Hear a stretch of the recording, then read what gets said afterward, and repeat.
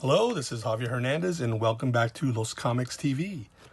Today I'm going to do a commentary, comic book commentary, creator commentary, graphic novel commentary, whatever you want to call it. But I'm going to go through my graphic novel, Days of the Dead, page by page, or, maybe a couple of pages at a time, and just give you some behind the scenes information, some stories about making the comic, working on the particular panels and such. I'm not going to go through and explain every scene, obviously, because you should read the book, or if you've already read it, maybe I'll do it to you privately over dinner once I know you read the whole book. But yeah, and then also to get through this in a relatively short time. It's not going to be the shortest video because the story's 145 pages, 146 minus whatever the first 15. So it's about 135 pages story we're going to go through. Kind of like a DVD commentary, which, by the way, I did a commentary for the El Muerto movie a few weeks ago with the folks from the Comic Centric podcast. I'll put a link at the bottom on this page for that. If you want to hear me and the two hosts talk about the movie, I share a lot of behind the scenes stuff I haven't talked about much in public on the making of the film. So this is a nice companion piece. Hear me talk about the movie based on my comic, and now I'll be talking about the actual graphic novel itself. Really quick, I'm going to tell you that I do have a Kickstarter running currently for the second graphic novel in the series, Casa del Diablo. It runs till December 24th, Christmas Eve, believe it or not. Some of you may have backed this previously. This was a Kickstarter I did 2 years ago. It was Casa del Diablo preview edition. What it was this is the first 28 pages of the graphic novel. It's all fully lettered. Yeah, it's pretty much as you're going to see it exactly in the final book. But it obviously, at the time, I just wanted to give a long sneak peek, so we got up to page 28. Hey, look, and there's the advertisement for Los Comics TV. So the graphic novel will be out in April of 2023, and if you want to support it, check out the Kickstarter. The link will be down below. Different levels, of course. You can get a PDF copy if you just want a digital comic. You don't want any books on your shelf, that's fine. I got the graphic novel. I got a couple of things I'm going to be doing. I'm going to do a new cover of Days of the Dead that'll match the cover of Casa del Diablo. When you look at the Kickstarter page, you'll see what I'm talking about. And I'm doing a new cover of El Muerto Origins. This book came out in May of this year at the Latino Comics Expo. This was an exclusive edition. And what this El Muerto Origins does is reprints the first 3 issues from 1998 to 2008. The very earliest El Muerto comics that I did, which basically, to make a long story short, this is just the intro, it's already running pretty long. I redrew these 3 comics back in 2016, around there, and then I did the final chapter. So when this came out, this was like the full, complete El Muerto origin story. A little convoluted maybe, but just think El Muerto Origins is the very early El Muerto stories. Back, they've been out of print for a long time. So, yeah, that's it. Enough of the commercial. Now we'll get to the comic. And remember, either do it now, but maybe at the end. If you like the video, please hit the like button. And if you haven't subscribed to this channel, please subscribe to it if you want to keep up to date on all the upcoming videos I'll be doing. You can look through the archives now and see the type of stuff I cover. Mostly older comics. I'm never reviewing, for the most part, like the newest thing from Marvel and DC and such. I'm just talking about the stuff I really love. I just pull stuff off my shelf, out of my old boxes, whatever, and we talk about it. But anyway, let's get to the Days of the Dead. In this case, this is the 20th anniversary of El Muerto in 2018. So some of you may have, I'm sorry I don't have a copy of it. Some of you may have the first edition of the Days of the Dead graphic novel, which came out in 2017. I did a short run with this cover. And then because 2018 was the 20th anniversary, I thought I'd do this new cover. The book has the same content as obviously it's the exact same story, but there's an intro here, Making El Muerto, which gives you a lot of behind the scenes of how I created the character, what influenced me and such, early drawings of the character. And then, then it's got the whole graphic novel in there. And then there's also a back, there's a cover to the very first 1998 El Muerto comic, if you've never seen it. It's a black and white photocopied book. Here it is right here. I'm probably going to get some glare. Yeah, it's sealed up. It's so precious. There's about 500 copies ever printed of this. So then this was 1998. Then it was reprinted in 2002 in this edition. That's what you see on the cover of El Muerto Origins. So these two are basically the same thing, just that this is obviously the color cover, slicker paper on the cover. And there's some extra stuff in the back that wasn't in the first thing, pinups and such. But anyway, again, I digress. Getting off the track here. So let me put all those away. Okay, Days of the Dead. So this came out in 2018, special Dia de los Muertos edition. And let's talk about it. I got to share this really quick. So I got some, quotes from people, the Comadres y Comics podcast. David Bowles, award-winning writer. Xolo Maridueña, yes, the actor from Cobra Kai and upcoming Blue Beetle from DC, Warner Brothers films. I asked him for a quote, and El Muerto was one of the first comics I was ever given. I looked at the pages, and even before I could read, I was able to see characters who looked and spoke like everything and everyone around me. El Muerto is the supernatural superhero for la gente that we all need. This special edition is like discovering a hidden treasure all over again. Que viva El Muerto. Yeah, it's pretty cool. I just got to know him through some years ago, a lot of years ago actually. He was a kid at the time. Through the Boyle Heights Arts Conservatory. It's this nonprofit educational center there in Boyle Heights. So anyway, and I asked, when I did this book, I asked him for a quote, and he was very happy to do it. So yeah, it's pretty cool. Here we go. Yeah, every time I find one of my books, lying around here, and I open it, sometimes they're signed to people, like at a convention, things get crazy and the person leaves before they get the book or something. So this was obviously signed. Hopefully the person got a different book instead and went home with something. So anyway, so I'm going to skip the intro matter only because I'll be giving you a lot of behind the scenes stuff anyway on my inspirations for El Muerto and such. So the book is broken up into two parts, part 1 and 2. Part 1 is Dead Man's Party. Oingo Boingo song. Appropriate title for the first chapter, this part at least, you'll see why. It's, when I finished the comic the first time in 98, and I listened, I'd heard the song a million times, and I heard the song again, and I go, man, literally, if you just go listen to the lyrics later, line by line, at least a couple of lines, like, wow, that's exactly the story I ended up drawing. So it's kind of funny. So the book starts off, I wanted to show Diego, the main character, Diego de la Muerte. I wanted to show him as a kid. Different ways to do any type of movie, right? Sometimes you just get right into the character, whatever age he is. In the comic, we're dealing with the 21-year-old.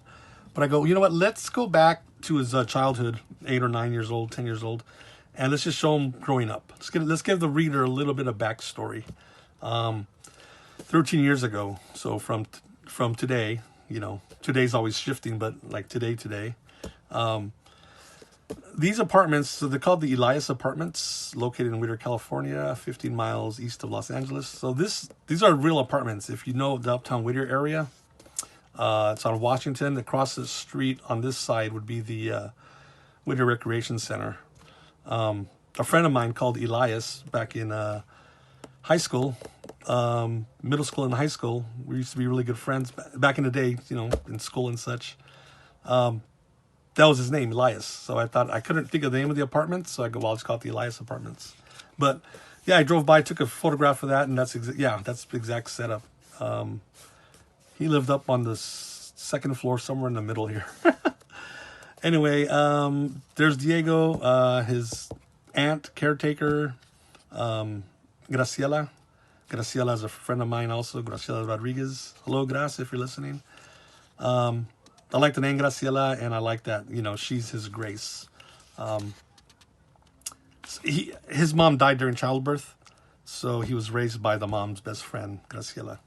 So, yeah, I mentioned in the story later, she's kind of like his aunt, but at the same time, she tried not to ever take the place of the mother. So, it's really interesting. Yeah, Diego's room here was into Pokemon.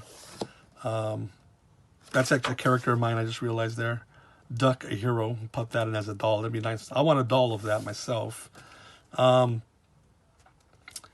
Dragon Ball Z, and then another one of my characters, Skeletron from the manga Muerto series. So here's the thing. Diego's watching this film. And even in the original 1998 comic, I mentioned this film. He's watching this film called Los Muertos También Lloran.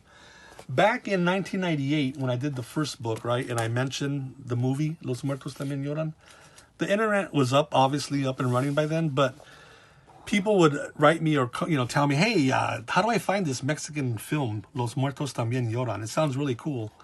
And they said they could never find anything online about it. I go, well, I hate to say it, I guess, maybe, but I made it up. I think there's a movie or a Mexican soap opera, Los Ricos También Lloran. That name always stuck to me, but because this is a, classic black and white Mexican B-movie, horror film, Los Muertos También Lloran. So the thing is that, this guy comes back from the grave for his wife. And the thing is, Diego saw that as a kid, and he always got influenced by that costume. So that's the purpose of that. The name, okay, so the film must be written and directed by somebody, Eligio Ramirez Tenchavez. Eligio Ramirez is a real person. He's a young filmmaker from Arizona I met about, 6 years ago or something. He made a Muerto fan film, which maybe I'll put the link down below for that too. So, just to honor him, give him a tip of the hat, I thought I'd name the director of this film after him. The last name, Tenchavez, was a guy I used to work with years ago, man, back in the mid-'80s at Toys R Us. His last name was Tenchavez, and the name always stuck to me. I never heard of Chavez. So where's Chavez? Where's Dos Chavez, Tres Chavez, all the way to 9 Chavez. But so Tenchavez, that name always stuck. I go, okay, I'll make that the last name for this director. So anyway, that's what that's all about. I told you you're going to get behind the scenes stuff. So Diego rented the movie, borrowed the film from his friend Zach, Isaac Silver. He'll be in the rest of the series, best friends. And then, he's talking about how cool that movie was. And there he is with the mariachi costume. So these two kids, you crazy kids, Isaac wrote up this afterlife contract. Isaac Silver is Jewish, Diego Catholic, so the little symbols there. He made an afterlife contract, something, so the first one of them, whoever dies, has to come back and tell the other guy what it was like. So, something kids would do, I think, especially a kid like this who watches Friday the 13th movies. This guy's he grows up to be a huge film nut. So yeah, not surprising he's already watching horror films. So they sign the contract, they make the deal. Diego dating this young other fellow high school student, Maria Hermosa, at an art show. This was an actual art show. I forgot where it was at. The Getty Center here in Los Angeles. Aztec, the Art of Empire. But yeah, Diego would definitely, as a youngster, very interested in the Aztec culture and Mexican history and such. Kind of foreshadowing a lot of stuff that's going to happen to him later. So anyone who knows me, lives in the area, Whittier, Pico Rivera, Mario's Tacos, you'll find me there periodically, if not often, holding court. So, yeah, I figured that's what they'd be having lunch there. Diego explaining his backstory to Maria as they're starting to, their relationship's starting to blossom. Yeah, Diego's mother died when he was born. The father was obviously in grief. There's Graciela holding the child, and she basically raised him. And the dad kind of disappeared. So, and then yeah, they go from just, you know, you first meet a friend, a guy or a girl, whatever, just hanging out. Next thing you know, maybe sometimes you start dating. And so I want to do a little montage of them just having fun, right? Oldies night. Watching a sad movie where Diego's crying and she's still holding her own. So yeah. And then we find out they broke up. Cause now this is the high school years. She dumped you, Isaac, right? The good friend. Isaac, I told you, big film buff. So that's one of many James Bond references we're gonna find in the books, in all my books. You know, Spectre, the evil organization, the criminal organization. That's their logo. So Spectre logo. Well, I should say it looks like it, right? Copyright. Ms. 45 movie poster. Look up that film.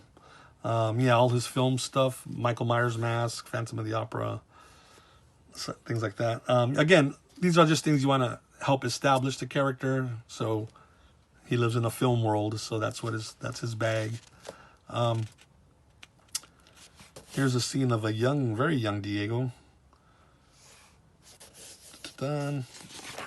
Mama, it's in this old house, Revolution era, looks like, his clothes and such, and then, ta-da! So he woke up.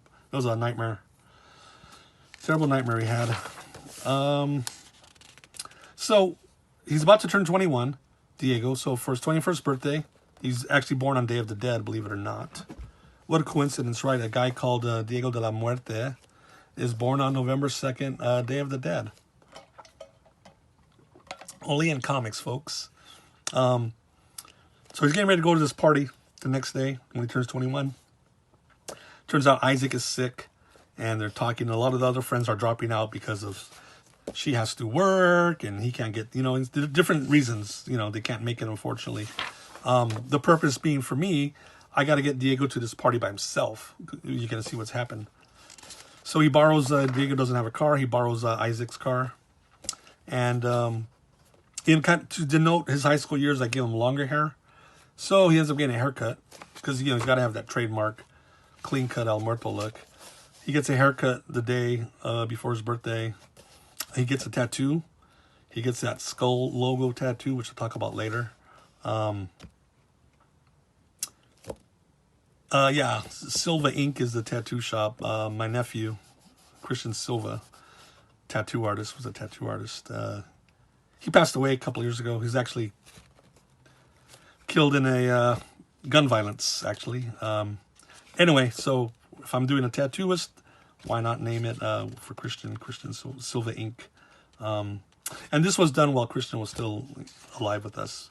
And of course, he goes to Alvarez Street and he buys himself a mariachi suit because he's going to dress up for Day of the Dead for his birthday. And I actually bought a mariachi suit, not at this place. I made this Casa Aquino up on Alvarez Street early on when I launched El Muerto, the comic, because I had a friend. I've had a couple of friends dress up as the character, believe it or not, for appearances and such. So kind of know what he's going through, you know, kind of know the thing of, yeah, go to Alvarez Street, buy a suit. Back in his apartment, you know, Graciela is in Mexico. I think we skipped over that earlier, but he's kind of by himself for now. And he paints. He's got a lot of unsold paintings. I think all of us artists can relate to that sensation. So next morning, it's his birthday, 9:53 a.m., wakes up late. November 2nd, Dia de los Muertos, and he's got all these phone messages. Bing, bing, bing, bing, bing, happy birthday, happy birthday, happy birthday. And he lights a candle for his mother. Love you, Mom. Little altar he has in the house. Chicharito. You guys, any soccer fans out there? Football fans? I forgot where he's at now. What team? I don't know if he's still with Manchester or he might be back. Might be back with Mexico. Anyway, the guy's name's Javier Hernandez. Chicharito. So I thought it'd be a nice little gag there. He's wearing the Javier Hernandez Chicharito jersey.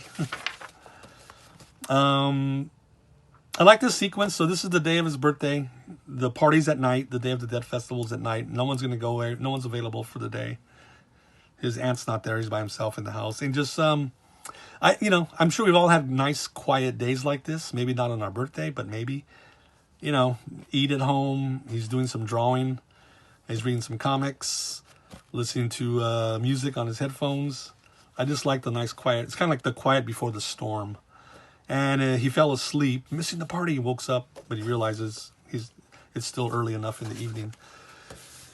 This is one of these nice sequences too. It's just, again, no dialogue. This whole page is no dialogue, and it's just these type of panel arrangements where there's no gutter. Part of it is just to save time because it takes an extra time to do that, but also it's just like a kind of like this. I don't know, just like a 1, 2, 3, 4, 5, 6. All these things follow one another. He's taking a shower, he's getting ready for the party, he's putting on his costume. We see some of his room. My friend Crystal Gonzalez, if Crystal's listening, she actually made this little doll of her character, Schizo the bear. I actually have one, so I'll probably use that as a model. And he's applying. So he's putting on his suit and he's applying his makeup. Right, he's got the white skull face makeup. It's hard, it's interesting. You're doing a black and white comic, so you don't see his skin color, but you have to lead the reader into seeing like, okay, he's applying makeup. So, and then there's the full shot of him in the suit that he bought, and it's more. So I knew I had to give him I wanted to give him a skull logo. Every super has to have a logo, right? Batman, Superman, Spider-Man has a little black spider design, so he needed to have a skull. This is a simplified version of a skull that I'd see in the books. I used to check out on Aztec culture and stuff on the pyramids. So theirs is a little more elaborate, but I thought I'd simplify it and stylize it, kind of like the bat symbol. It's not a real bat. It's very stylized. So I stylized it down to this, and so I thought it'd be a nice thing for him to have a logo. Also, I put it on the back of the jacket for a couple of reasons, because it's a black suit. I don't want to just I go, well, it's such a nice thing, just like this nice big black area. It's a perfect place to put something. And very few superheroes that I know of have a logo on their back. It's always on the front. Usually on the front if they even have a logo. I mean, Superman has the yellow S shield on his red cape. Spider-Man has that nice big red ladybug looking spider on his back. But most characters, it's always on the front. So again, I wanted it on his back to, because it's kind of a rarity, and also a white skull on a nice big black area like that. That would be perfect. My friend Carlos Saldana does a comic called Burrito. It's a little anthropomorphic donkey character. That's what that is. If you've seen the El Muerto film, Wilmer Valderrama plays El Muerto, so that'd be funny to have a little that 70s show call out there. And Steve Ditko, the great cartoonist, one of my top favorites, if not favorite. He's got this little sign. He used to have this sign hanging on his art table on his lamp, Think. And then one of my favorite paintings, Edvard Munch, The Scream. And then Salvador Dali, I forgot the name of that painting, Persistence of Time or Memory. But anyway, Diego's an artist, not surprising he'd have these things in his room. And of course he likes soccer. I'm not a sport guy, but you want to give the character exact traits. So he likes playing soccer. And he stops by his mom's altar one more time. Te extraño, madre, I miss you, mom. And he goes outside to Zach's car that he's borrowing for the night. And there's an ominous owl. I just tossed that in as I was drawing this. That was a nice foreshadowing, because owls can have sometimes they have a prophetic meaning. So thought they look at each other and kind of set something up there. So he's driving. If you live in my area, Whittier, Montebello, and of course the thing is, he gets hit by lightning as he's driving and gets killed in a car accident. So I got these weird images flashing in his mind or such. And then we go now the car's empty. Seatbelt is still on. The airbag has blown open. And we see this pyramid. And comes into focus, and there he is. Okay, so he's okay. And he thinks he's at the party. The scorpion foreshadowing there. It's also a scorpion is his zodiac sign, Scorpio, November 2nd. These little characters, if you look up Mictlantecutli, the god of death, Aztec god of death, there's a little statue that represents him that they made, you know, an Aztec artisan back in the day.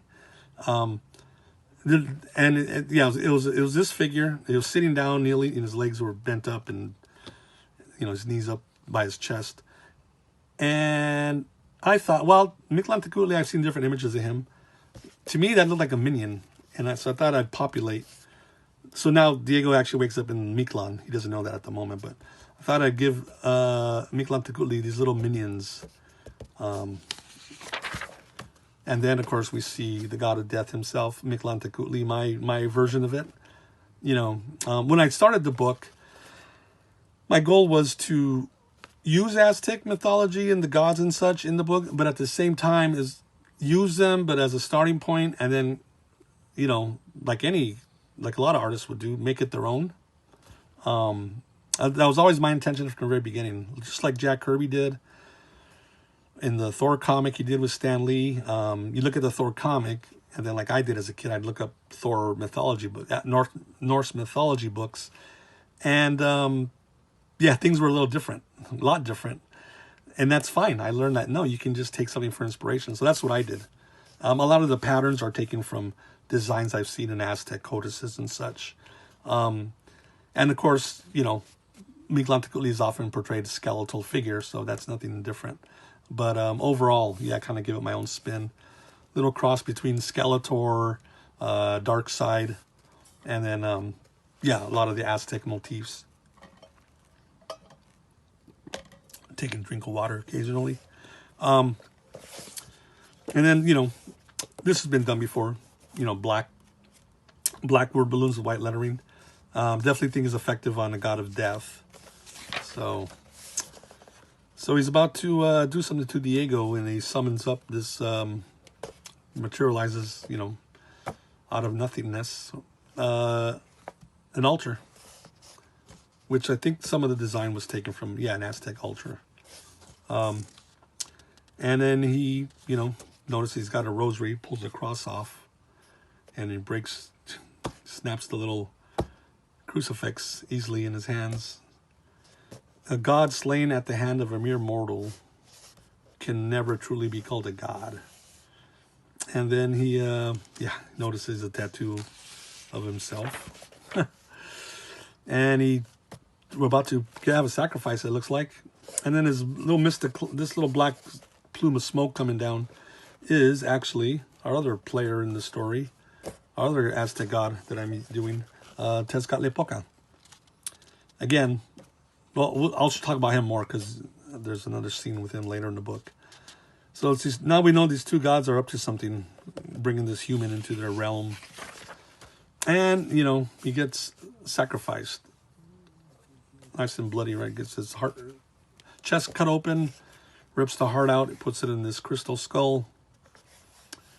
And this nightmarish scene, Diego up on a cross.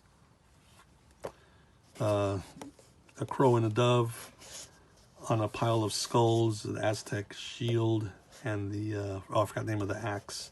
And then a accordion, paper codex in the background. So, and then, you know, when I did this shape, it's like I was planning to make it an Aztec snake. And then I thought it'd be interesting on the other side, like a serpent, like the one you saw in the Garden of Eden, playing with the two religions, you know, Aztec religion and Christianity. So, and then this is a foreshadow, in fact. If you've seen the Casa del Diablo preview book and other images I've shared, you see that this thing shows up. But anyway, again, I always like to throw in nightmarish images. It's always a nice way to, create some really interesting visuals and maybe foreshadow some things. And then, of course, Mictlantecutli sears, burns, whatever you want to call it, the white face permanently on Diego. So he's always got that white face, which is why he has to wear skin color makeup to cover it. So once they've done that, there's they send him back to Earth through Tezcatlipoca's, gigantic obsidian mirror. And then so here's Diego flying through time, being enveloped by the wormhole he's being sent through. This little thing, so it just looks like a random weird shape, some cosmic floating portal or something. But if you look at that, and then the next page, it's a TV screen that Isaac's watching. It's a scene from Plan 9 from Outer Space, the Ed Wood movie from the late 50s. Considered by a lot of people the worst movie ever, which is, can't be I don't know. I don't look at the worst movie ever as something that's entertaining and awesome and great. So, it's public domain film too, so I guess anyone can take, for the most part, do what you want with the images and such. So, I had to throw that in there. I just like the fact that, I don't know, the cosmic interchange between Mictlan and Earth somehow is tied into Ed Wood, the Ed Wood universe. So that's Isaac. Remember his friend Isaac Silver. The next morning, he feels better. Here's the doorbell. The doorbell. He thinks it's Diego returning the car. It's a cop, CHP called Scagnetti. Scagnetti, for all you Quentin Tarantino fans, that name is mentioned in Reservoir Dogs. Michael Madsen complained about his parole officer, Scagnetti. So that name always, I don't know if that, I'm thinking that's a made-up word, right? Scagnetti. So the name always stuck to me, and I thought I'd use it. So yeah, I had a chance to use it just for a random, CHP officer. To inform Isaac that they found his car on the side of the road, and no one's in it, and what's going on. Meanwhile, so Diego from Mictlan, this happens the next morning from his birthday, but a year later, Diego's being sent a year into the future by the gods back to Earth, Los Angeles here, and lightning bolt hits and lands in Fred Blassie Park. So wrestling fans, you may know Fred Blassie, the King of Men, big wrestling star in the maybe since the 50s, but in the 60s for sure, 70s into the 80s. When I started watching WWF in the mid 80s, Fred was already a managing the guys like Iron Sheik, Nikolai Volkov. So anyway, I thought it'd be just pay a little homage to Fred Blassie and give him a little park there somewhere in downtown LA. So Diego lands back home. He's confused. Luckily, they sent him back with his shirt and his coat. Goes in the bathroom here at the park, and he sees a scar. And he knows what happened. I mean, he knows he was confronting these two gods, just previously. That's when he realizes the face paint doesn't wash off. So it's not face paint anymore. As he puts clothes on, and by checking out a local newspaper, he notices it's a year later now, the date on the paper. I don't want to show the date because then it dates the book, right? So if you read it in 5 years from now, it's like, hey, wait, this happened 5 years ago?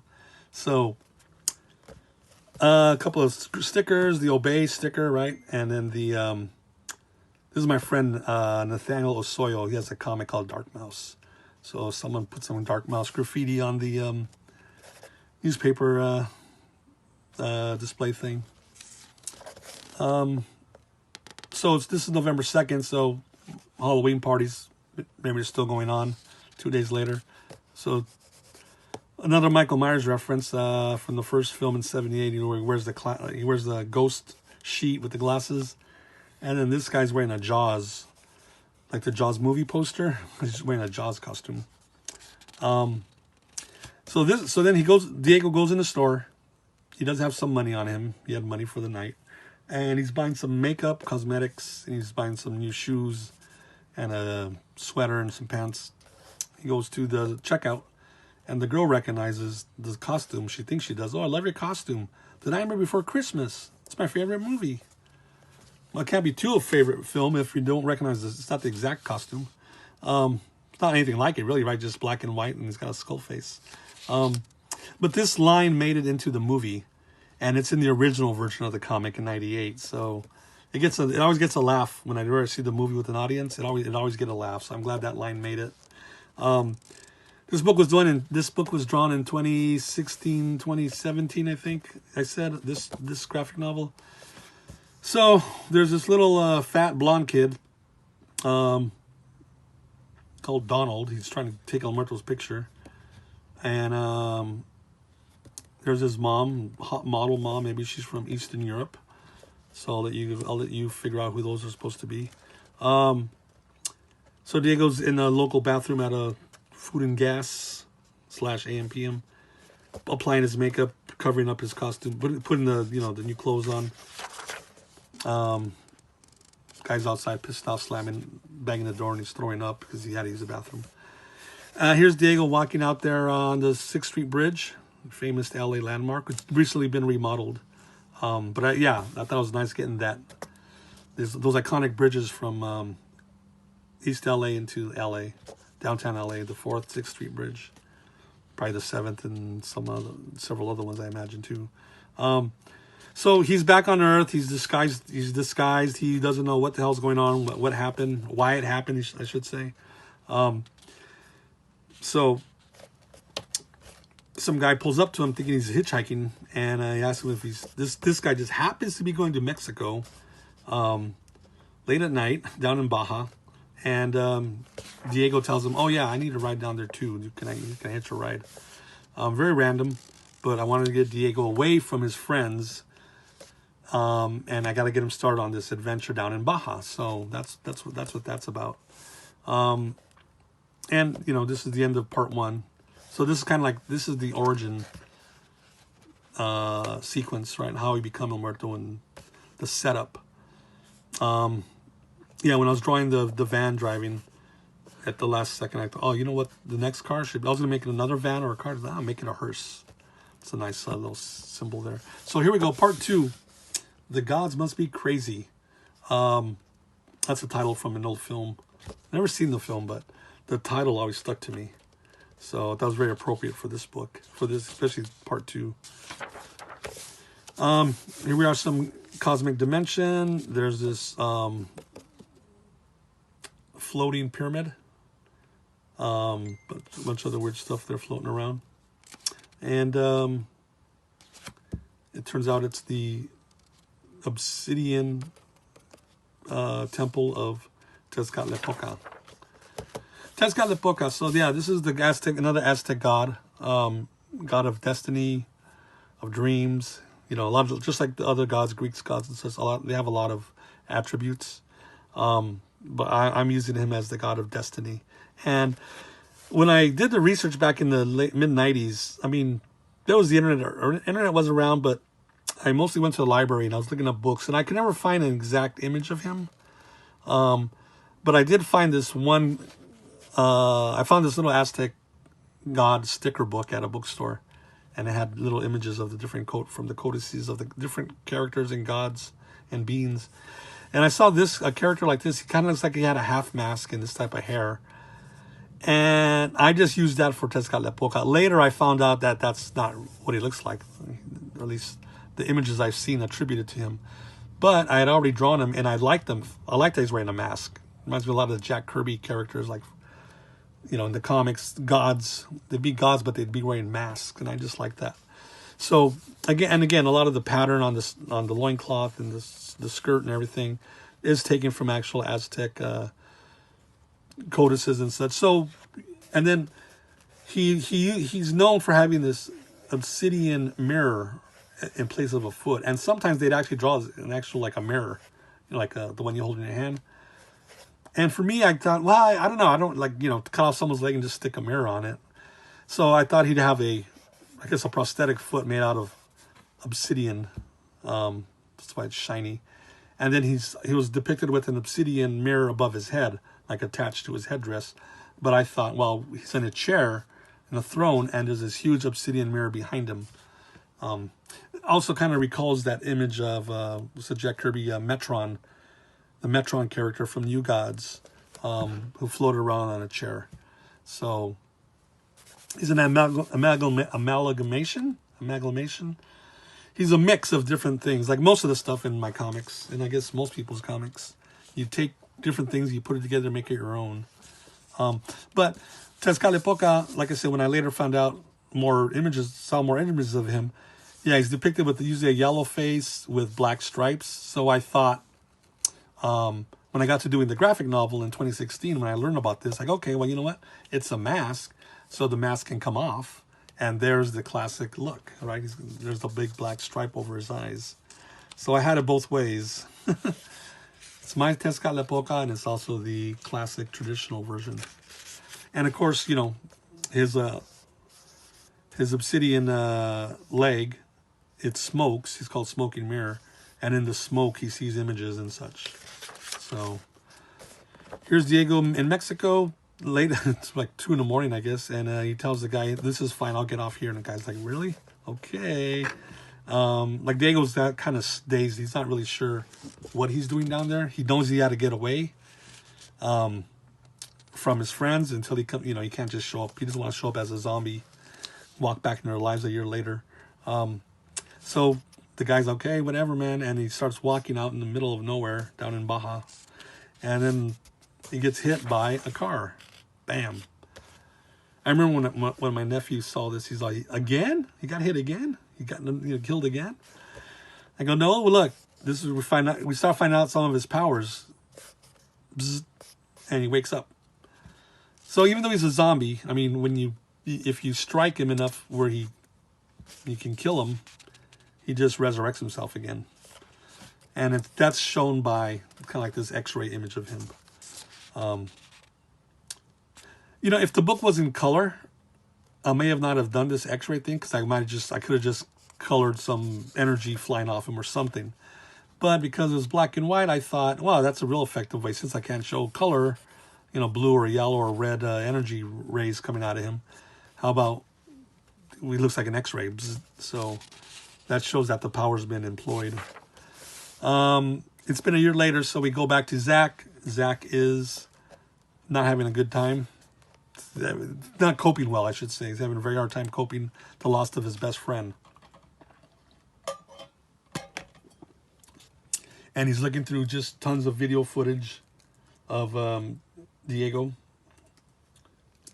So here's the afterlife contract and such. So yeah, you know, this is true to life coping mechanism. Some people, right? I mean, unfortunately, drink or drugs or something destructive, you know, is their escape. So I thought we put Zach through that for purposes of drama, which we can play out later. Turns out, so this guy who picked him up, Mr. Lopez, named after an old college professor of mine, in college, my first art professor in drawing and life drawing and painting, who has since passed away, unfortunately. I found out a few years ago, but I just needed a name, right? Lopez, okay. Doesn't really look like him other than maybe the mustache. Lopez had real short hair and he always wore a cap. But anyway, this Lopez works at a circus, Mondragon Circus and Festival of Freaks. Mondragon, there was a name I saw years ago, and I just happened to be flipping through the Spanish channels, and I don't know what the movie was, but it was either beginning or it was over. The credits are rolling, and I see, you know, so-and-so played by so-and-so Mondragon. And I remember writing the name down later in a notebook. I go, that's a cool name. I've never heard it. A lot of times names that you've never heard before, you never see anywhere, they stand out, so use them for a character later. So that's where Mondragon came from. So Diego gets set up here at this, you know, circus. Not set up at the circus, but he gets driven to this circus by this kind man. And he told Lopez tells him he'll be able to give him a job maybe if he needs money. And Diego, like I said, he's kind of on the run from his home base until he figured out what's going on. So why not hide out at this place? And I always like to see this. May be the first time ever in books or film or anything where a zombie is reciting a rosary. So I thought that was worth the admission price alone. Then we check back with flipping back, because we got a big cast of characters. Focus on Diego, the gods, and his friends. Susie Q, Susie Quintana, checking up on Isaac. And Diego wakes up at his in his little trailer at the circus, and the young girl's calling him. He's got to cover his face up with makeup.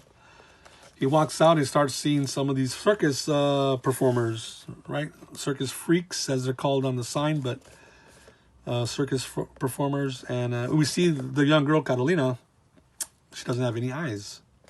Then back to California, Montebello, California Resurrection Cemetery. It's an actual cemetery there. I was going to use this one in Whittier called Rose Hills. It's a really big one, real famous, Rose Hills Memorial Park. But I love the name Resurrection Cemetery. And Rose Hills is great. I mean, she's got family buried there. But Resurrection, like I said, I like the name, and I like the fact that maybe it's just not as pricey. You know, it's keeping more with Diego. Even though he's not buried here, they're just having a memorial for him because he's been gone a year. And, well, no one's admitting he's dead, or, you know, they don't know. They know he's gone, so they want to honor him on his birthday with the Dia de los Muertos altar and such. So here, Diego and us, and you, the readers, are getting to meet the circus family. Pedrito is Perito. Perito is dog, puppy.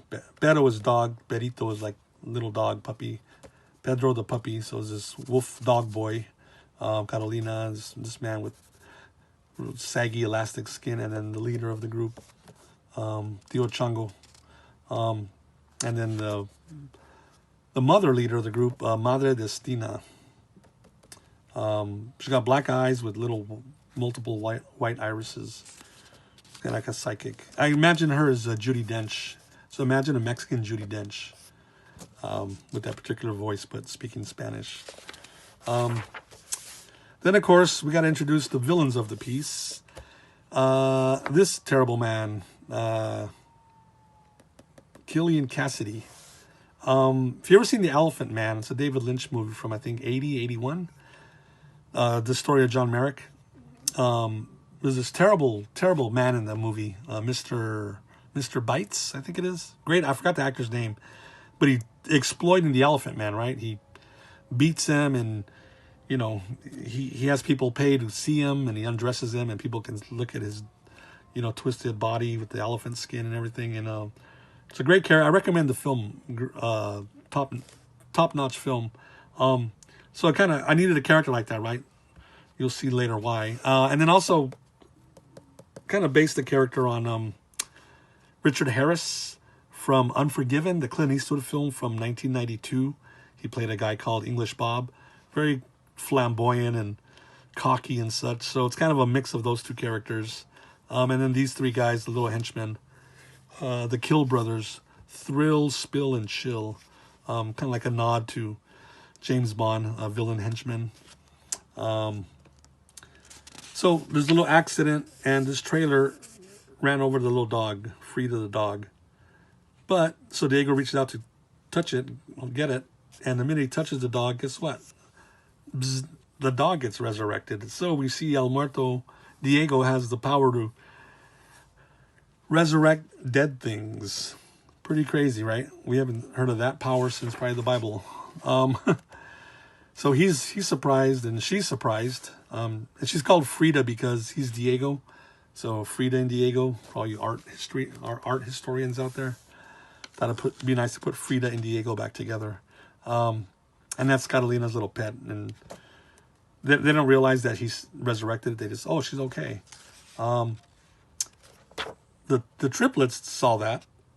They report back to Cassidy, and he has bad intentions. And if one of you wee lads could whip up my noontime margarita, so yeah, this man drinks like it's like a fish. I'll do fish drink. I don't know. It's an old term, but so that evening, Day of the Dead, you know, a year after Diego disappeared, his friends are having their memorial at the cemetery. Built an altar for him. There's gonna be a Mascara's mask. Macho Man signed autograph. And Macho Man's passed away since.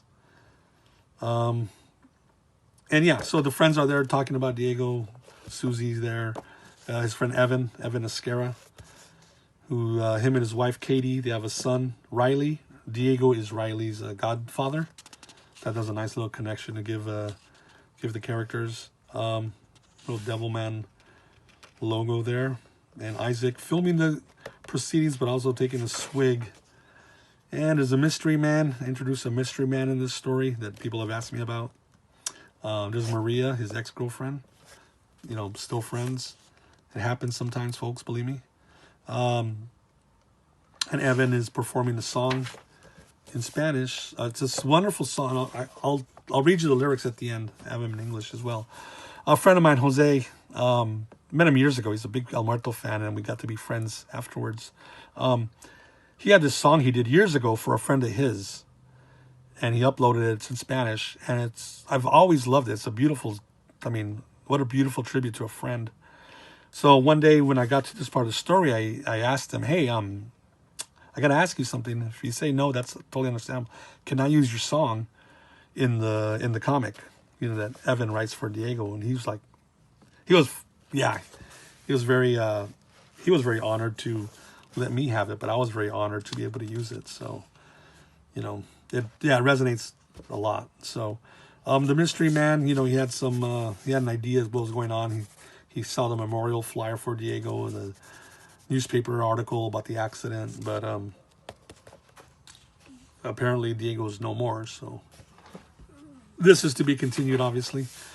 So back to jumping back to Baja California, Mexicali area, actually, the circus, Diego. In the evening, she's got to try something out. There's a cockroach there. He smashes it. Things all smashed up to bits. Peter's going to get on me for a second, but then look, he touches it, and he resurrects it. Gets healed up, and it walks off. This is not right. And he suits up for the night because he walks out to the circus, and they're having their Dia de los Muertos event themselves there, which they have, the circus family always has it at the circus. When I drew this, I go, I got to put something in the background. And at the time, I must have either just seen Book of Life or was already out for a while. I go, I'll throw in the character Manalo. And you can tell them by the big boxy sleeves and such. So, in another story, if I do a Day of the Dead event, I'll have to throw in Miguel from Coco in there. And then, of course, we jump to Mictlan, the god of death. It's not, not too happy with what's going on because Tezcatlipoca kind of did a double cross on him with Diego, but so that's what that. Again, I gotta hurry up because it's already at least about almost an hour, and we got a little bit more of the book to go through. So I wanted to show Mictlan his pyramid in more detail. So this little fire plume of smoke, we see it coming out of the eye hole of a skull. As we pull back, see a whole bunch of skulls, a whole bunch of bones, and it turns out it's his pyramid, made up of millions of skulls and bones for the steps, and a zombie vulture in the background. So that's my interpretation of Mictlan, at least where his pyramid's at, and floating spirits all around. So it's the Day of the Dead evening here at the circus. Carolina's got her little mask on, and she's got her own little abilities. She may not have eyeballs. Literally, she does not have eyeballs. She's got these strands of skin filling up the hole. But she touches Diego's head. Just think you're like a book I'm going to read. She can read, if not his mind, his emotional state or his memories. So she's getting these flashes of the sacrifice he underwent at the hand of the gods, and it freaks her out. The heart being, taken from him. Of course, she's terrified, and he has to reassure her, it's okay, I'm here. So they're, they walk off into the festival. I mentioned the El Muerto movie already, but if you've seen it, I have a cameo in it. Spoiler alert. And because Wilmer, as El Muerto, walks into a cemetery during the Day of the Dead festival, and this guy walks into him face to face, and they have an exchange. And the guy takes the mask off and you see it's me. That always gets a chuckle in the audience too when I've seen it in the theaters. So I thought it'd be interesting to put myself in a cameo in my comic, since I put myself in a cameo in the movie. So there's something a lot of people won't know if they haven't seen the film or they don't remember the costume. So all the characters are dressed up with their makeup, Day of the Dead outfits, you know. Right here, the world's tallest man, Efren, he's got looks like a Meatlantecutli costume, which freaks out Diego for a second. But yeah, here are all the altars that all the circus performers put up for their loved ones. And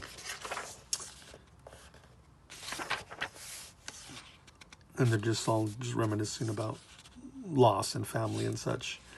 And then, you know, time for a good meal. What's a Mexican festival without a meal? And mariachis. This is Mariachi Muertos. So they know it's Diego's birthday, so they're doing the birthday song, Las Mañanitas. And of course, the old classic, Volver, Volver. Which, again, like Dead Man's Party, that song, Volver, Volver, Volver, Volver, fits in perfectly with the theme of El Muerto. So, and then, you know, all the circus freaks, performers, whatever you want, you know, however you want to identify them, they do the chant from that 1930s movie Freaks, which actually there's a film called Freaks by Todd Browning. Very controversial film because he actually found and used for his actors like actual circus, you know, misfit freaks. It's an interesting film if you can look that one up. But they had a chant, you know, one of us. So I thought that's a nice way for the family to take Diego in as their, you know, one of their own. He gets back to his trailer and he gets attacked by the triplets, tussled right, tied up, and they're banging his head on Cassidy's door, and he opens the door and it's Diego and the guys, and he's got bad intentions. First of all, he wants to test these so-called powers of his, because from what the triplets told him. He gets poor Frida. He pulls out a knife. He kills her off camera. Don't worry, you don't see it. And there she is again. No, poor dog's she's died twice already. Of course, Diego touches her. You see the energy, and she's alive, thankfully. These guys want to test out a theory. I just realized, like, man, they're testing it out. They don't know for a fact what's going to happen, but they cut off Diego's hand. I know this gets very violent. It's just the way it's drawn and shown, how much is shown. I don't know if it lessens it, but I'm not trying to show every gory scene. But it does happen. They cut off his hand. There's his hand writhing around. And his power activates.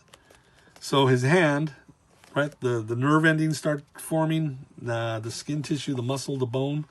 His hand reanimates. The hand that's cut off, it just starts dissolving. It's almost like it transfers to the new body part. So any body part of his, cut off his head, the head would, you know, evaporate, and then he'd grow a new head, and then take it from there. So it's back, and they're like, holy smokes. Tries to escape, jumps out the window. Bam, he runs there's Mondragon and his big bodyguard, Ramos. So basically this circus is a front for Mondragon to sell drugs, transport drugs. Killian runs the circus part and the freak show. Mondragon is just the big drug dealer. Doesn't really care for all the circus stuff, but you know, it's a way to move the drugs. So Killian tells him the idea he has, he's going to put this Diego guy on display as his latest freak and raise a ton of money, you know, make a lot of money. So come the next day, Festival of Freaks, the big night. Killian dressed in his Uncle Sam outfit. Make of it what you will. There's the, you know, it's a rowdy circus, so you're always going to get rowdy people there. It's not really a family thing. So all the performers, right? The big heavy set guy, Flaco, he's an acrobat. Perito does her thing. Carolina, the girl with the devil eyes. El Gigante, Efren, the giant man. And then the leader, I don't think I introduced him. Tio Chango. He's the hunchback strong man. So Killian comes up on stage to introduce his latest you know, not a mutant or an ancient alien. No, ladies and gentlemen, we're talking about the dark heart of Mexico itself. This is the unholy three-way union between the bloodthirsty conquistadors, the Catholic death cult, and the ancient wickedness of the Mexica Empire. Yeah, he's slamming everybody. I give you the monster from Mictlan, El Muerto, the Aztec zombie. So he names him El Muerto. Not unlike in the Sam Raimi Spider-Man film, when oh god, I forgot his name. Jeez, Bruce Campbell, when he introduces the Amazing Spider-Man. So, and then he's got his, they give him an Aztec, a death-themed Aztec ceremonial outfit. And of course, these guys aren't impressed. Like a big deal. Some guy in a white skull face, chained up. Killian pulls out a gun. And again, you know, the book can get dark at times. Blam, blam, blam. He shot him. And the other performers are like, you know, stopping their acts. But of course, right? Resurrects himself. So, hell of a light show for everybody. His friends are getting a little, want to go help him, and getting beat back. This guy's buying some more drugs. Hey, shorty, you got any more N-bomb? Yeah, I had to look up N-bomb. It's some very powerful narcotic. So what the gag is, $100, you get to unload 6 rounds into the Aztec zombie, which is pretty sickening. So this guy shot his leg off, and now his leg's growing back. Again, the friends are trying to rebel, and they're getting pushed back. This guy pulls out his own shotgun. He's pissed off because the guy Diego shot his head off, because you see his head reforming. And the guy goes, here's your money.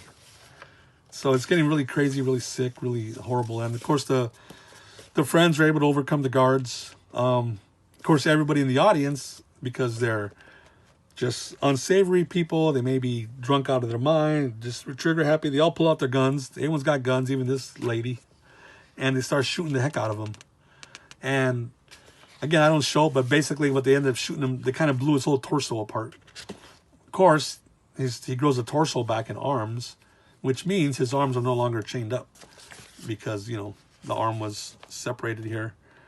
So the arm, there's 2 arms along the floor chained up, but his torso reformed, so now he's free.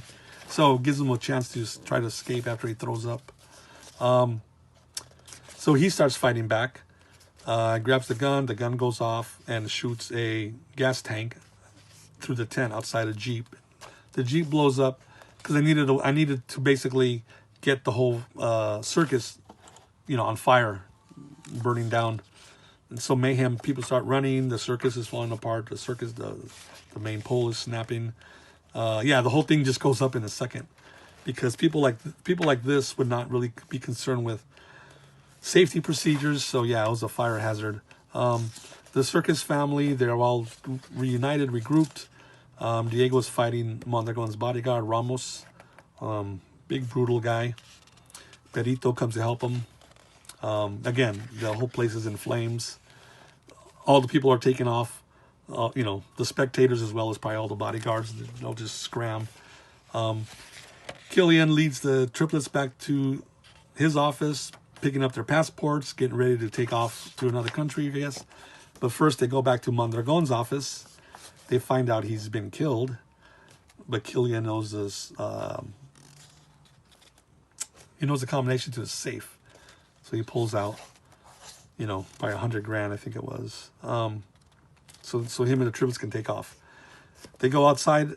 Guess who's out there waiting for them? It's payback time. Back at the inside the burning circus tent, Diego and Perito are trying to take down Ramos. Pedrito rips his throat open, bleeding to death. But Diego, of course, he can't let the man die, so he touches him and comes back. He's healed, comes back to life. The guys take off, meet up with the rest of the circus family, and the whole place burns down. Next morning, it's all ruins. Everyone's gone or dead. And the family is packing up their belongings in the bus. And Tio Chango, Madre Destina, they're telling Diego how to get over to Tijuana because they understand Diego's looking for a curandero he had mentioned earlier. This curandero, medicine man who supposedly performs miracles and such, and Diego's figured maybe that medicine man can help him with this curse he's under. So the family, they give him the car keys to Killian's car. They give him half the money that they took from Mondragon. I think it's 50 grand if I remember. Yeah, $50,000 to help Diego out with whatever he needs, and then the family's going to go down south, either down south Mexico or even farther to set up their own little, just get away from everything and set up their own little commune, I guess. So everyone says their goodbyes. Even the bearded lady who smacks like a big kiss on him. She's kind of dressed like Ed Wood. She's got the Angora sweater and the skirt. So they take off. The goodbyes from the, Frida and Carolina. And Diego's got his sack there with his costume and his $50,000. And Killian's tricked out Volkswagen. And he's just pensively thinking, and then this little nice surreal cosmic shot. And that's the end. The end of Days of the Dead. But El Muerto will return. So again, I took this from the end of the James Bond movies. How traditionally they've always said this is the end of the movie and he will return in. At the time I did this, I wasn't exactly sure what the title would be of the second book. But now it would say, but El Muerto will return in Casa del Diablo. So that's basically it. Here, really quick, here's some of the lyrics of that song by Jose, Eteruya, used by permission, English translation by Jose. I can hear it's called Virtuosismo Etero. I'm sorry, I'm butchering that. I can hear in the distance echoes of a story, the pain of a profound loss, and I look back to all the time that passed and that shall never return. I'll just look. You can freeze. You can pause and you can read that. But it's a beautiful song, and like I said, it's an honor that he let me use it for my characters when, in reality, he wrote it for a dear friend of his who passed away.